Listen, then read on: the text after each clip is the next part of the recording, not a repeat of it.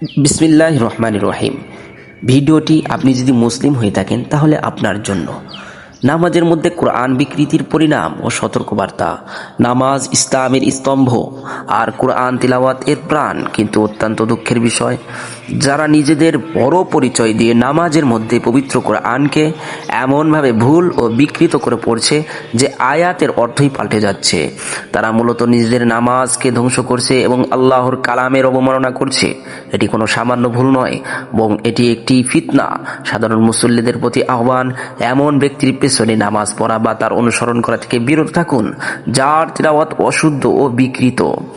এর সম্পর্কে নবী করিম সাল্লাল্লাহু আলাইহি সাল্লাম বলেছেন, ইয়া উম্মুল কওমা আকরাউহুম লিকিতাবিল্লাহ। লোকদের ইমামতি সেই ব্যক্তি করবে যে তাদের মধ্যে আল্লাহর কিতাব কোরআন সবচেয়ে ভালো ও শুদ্ধভাবে পড়তে পারে। এর দ্বারা বোঝা গেল যে ব্যক্তি ইমামের যোগ্যতা রাখবে সে তার কোরআনে কারিম সুন্দর এবং স্পষ্ট এবং কোনো ভুল না হতে হবে। আহলে হাদিস দাবি করায় এই ব্যক্তির তেলাওয়াত আপনাদের শোনাতে যাচ্ছি।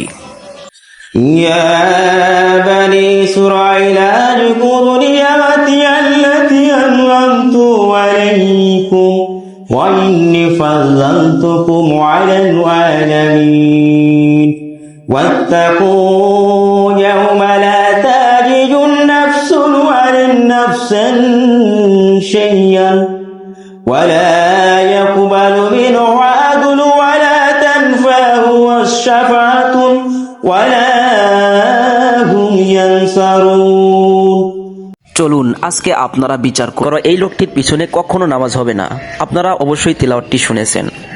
কোরআন বিকৃতি ও মন গড়া পড়ার পরিণাম। যেহেতু নামাজে কোরআন পাঠ করা আল্লাহর ইবাদত, তাই সেখানে অর্থ বিকৃত করা সরাসরি আল্লাহর উপর মিথ্যা আরোপের শামিল।